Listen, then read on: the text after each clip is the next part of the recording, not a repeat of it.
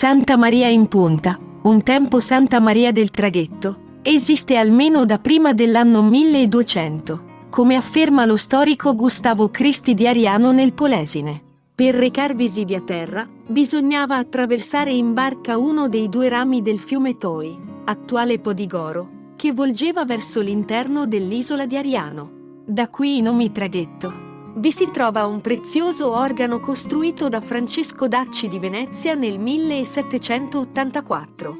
Restaurato nel 2001, è tuttora utilizzato anche per concerti.